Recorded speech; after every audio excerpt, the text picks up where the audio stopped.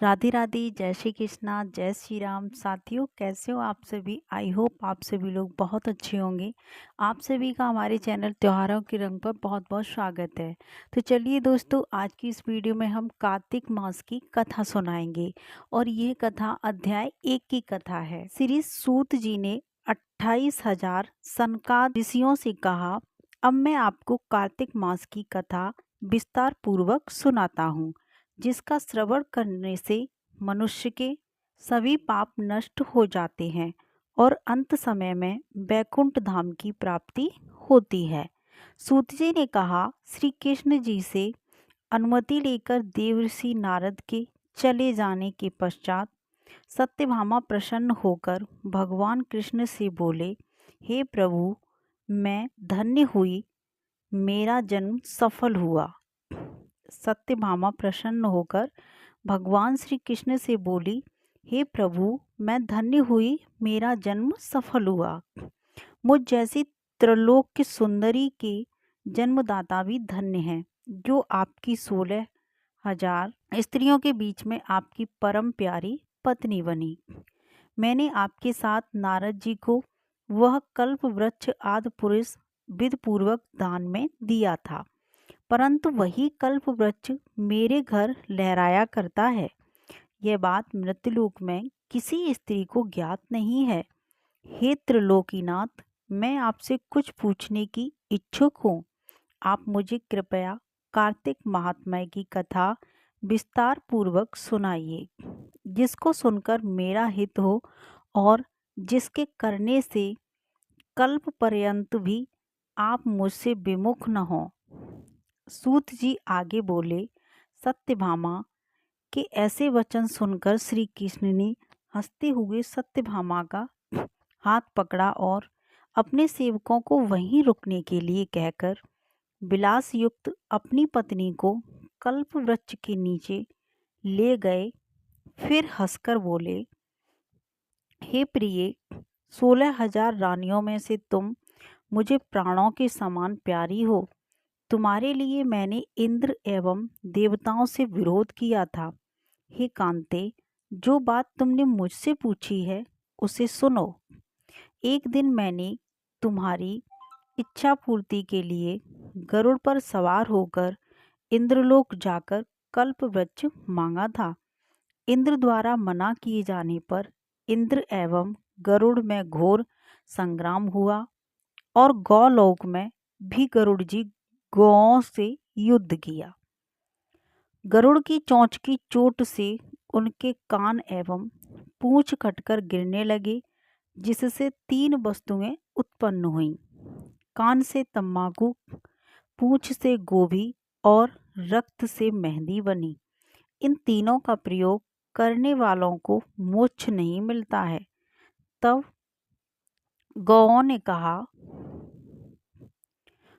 तब गौओं ने भी क्रोधित होकर गरुड़ पर वार किया, जिससे उनके 3 पंख टूटकर गिर गए।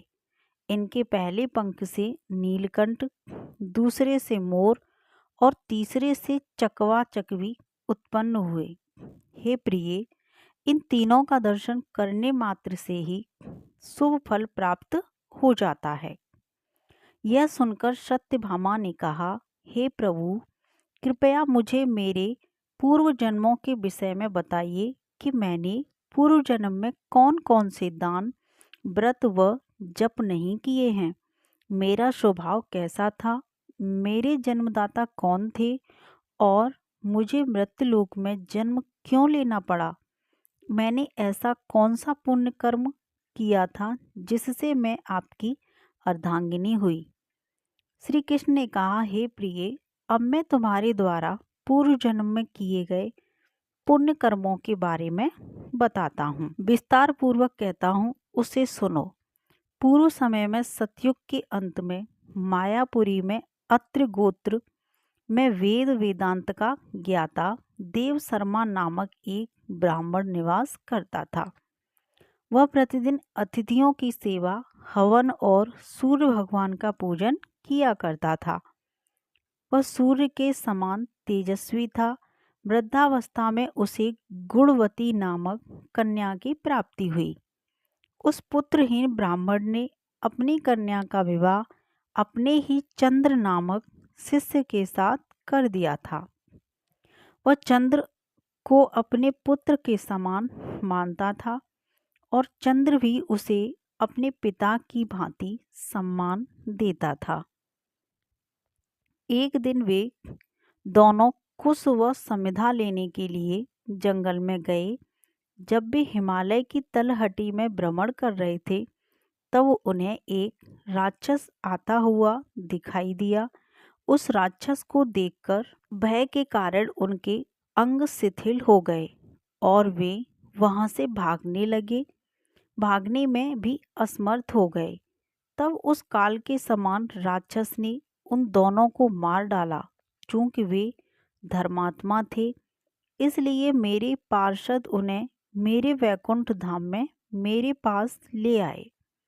उन दोनों द्वारा आजीवन सूर्य भगवान की पूजा किए जाने के कारण मैं दोनों पर अति प्रसन्न हुआ। गणेश जी, शिव जी, सूर्य व देवी इन सब की पूजा करने वाले मनुष्य को स्वर्ग की प्राप्ति होती है। मैं एक होता हुआ भी काल और कर्मों के भेद से 5 प्रकार का होता हूँ। जैसे एक देवदत्त, पिता, भ्राता आदि नामों से पुकारा जाता हूँ।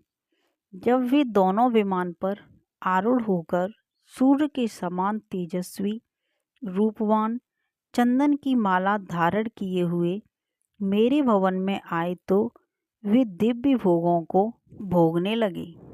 तो साथियों, ये थी कार्तिक मास की कथा, अध्याय 1 की कथा थी। साथियों, कैसी लगी आप सभी को आज की ये कथा? कार्तिक मास की कथा बहुत महत्वपूर्ण होती है सुनना। वैसे हम लोगों को कार्तिक मास के जो स्नान होते हैं उनको भी करना चाहिए। अगर स्नान नहीं बना तो हमें कार्तिक मास के सभी अध्याय की कहानियाँ जरूर सुननी चाहिए। तो साथियों, ये कार्तिक मास का पहला अध्याय था। आप लोगों को दूसरी वीडियो में कार्तिक मास का दूसरा अध्याय सुनने को मिलेगा। तो अगर आपने हमारे चैनल को अभी तक सब्सक्राइब नहीं किया है तो प्लीज़ चैनल को सब्सक्राइब कर लें, बेल आइकन को ऑन कर लें। वीडियो पसंद आई हो तो एक लाइक ज़रूर करें। तो चलिए दोस्तों, आज की वीडियो में बस इतना ही। फिर मिलते हैं अगली वीडियो में। जय श्री कृष्णा, जय श्री राम, राधे राधे। आप सभी को कार्तिक मास स्नान की बहुत बहुत शुभकामनाएं। कार्तिक मास में अगर आप लोग स्नान नहीं कर पाए तो कार्तिक मास की कथा अवश्य सुने और सभी लोग अपने घरों में श्री विष्णु जी और माँ लक्ष्मी जी की पूजा अवश्य किया करें। हर महीने नहीं कर पाए तो कार्तिक मास में ज़रूर करें। सुबह उठ के स्नान करें, सूर्य भगवान को जल दें और विष्णु भगवान की पूजा पाठ करें। जय श्री कृष्णा, जय श्री राधे, राधे राधे।